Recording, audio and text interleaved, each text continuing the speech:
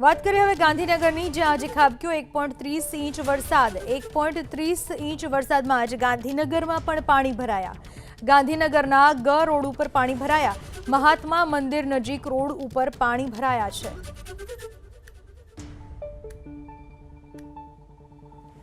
જ્યાં જુઓ ત્યાં પાણી ભરાયા છે। ધીમી ધારનો વરસાદ, ધોધમાર વરસાદ તો હજુ આવ્યો પણ નથી। ત્યાં મુખ્ય જે શહેરો છે, મહાનગરો છે, ત્યાં પાણી ભરાયા। ગાંધીનગરમાં માત્ર 1.30 ઇંચ જેટલો વરસાદ, 1.25 ઇંચ જેટલો આશરે વરસાદ કહી શકાય, ત્યાં જ પાણી ભરાઈ ચૂક્યા છે। લોકોને પાણીમાંથી પસાર થવા મજબૂર બનવું પડી રહ્યું છે। રસ્તાઓ પાણીમાં ડૂબી ગયા છે।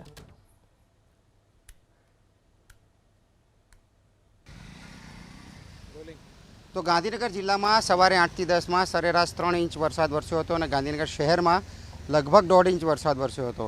વરસાદને વિરામને લગભગ અડધો કલાક જેવો સમય થઈ ચૂક્યો છે અને અત્યારે આ પ્રકારની સ્થિતિ ગ માર્ગ જે છે મહાત્મા મંદિરની નજીક ત્યાં જોવા મળી રહી છે।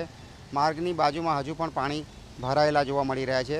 નીચાણવાળા વિસ્તારો ગાંધીનગરમાં છે જે માર્ગની નજીકના, ત્યાં પણ આ પ્રકારની સ્થિતિ જોવા મળી રહી છે। અહીંયા ખાસ જે સર્કલ છે, આ એન્જિનિયરિંગ કોલેજ આવેલી છે LDRP, એ સર્કલ પાસે પણ પાણી ભરાયેલું છે। ગટરના ઢાંકણા ચોક્કસ જોવા મળી રહ્યા છે, પરંતુ બાજુમાં જે છે એ પાણી ભરાયેલું જોવા મળી રહ્યું છે।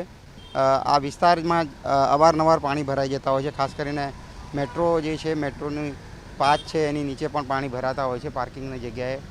અત્યારે હાલ આ ગ માર્ગના વિસ્તાર જે છે ત્યાં પાણી ભરાયેલા છે।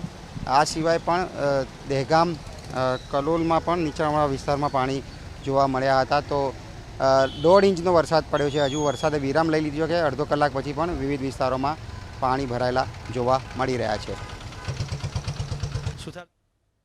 તો મહાત્મા મંદિર નજીક ગાંધીનગરમાં પણ પાણી ભરાયા છે। ગ રોડ ઉપર પાણી ભરાઈ ચૂક્યા છે। આશરે 1.5 ઇંચ જેટલો શહેરમાં વરસાદ અને 1.5 ઇંચ વરસાદમાં જ પાણી ભરાયા છે। કે બધા સાધનો, ટુ વ્હીલર તો ખાસ, જો કોઈ રાતે અંધારામાં આવે તો પડી જ જાય, અને હજી આટલું દેખા તંત્ર કોઈ જાગતું નથી।